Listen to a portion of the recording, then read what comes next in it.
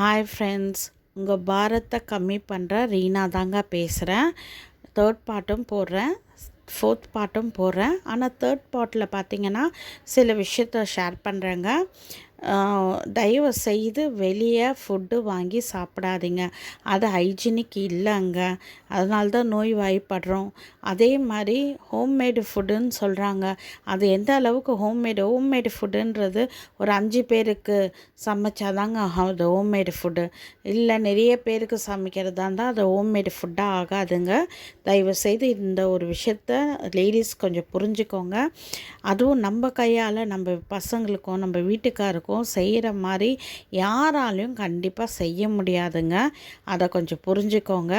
என்ன உங்கள் பாரத்தை கம்மி பண்ணுமா, அது வேணால் இந்த ரீனா செய்கிறேங்க.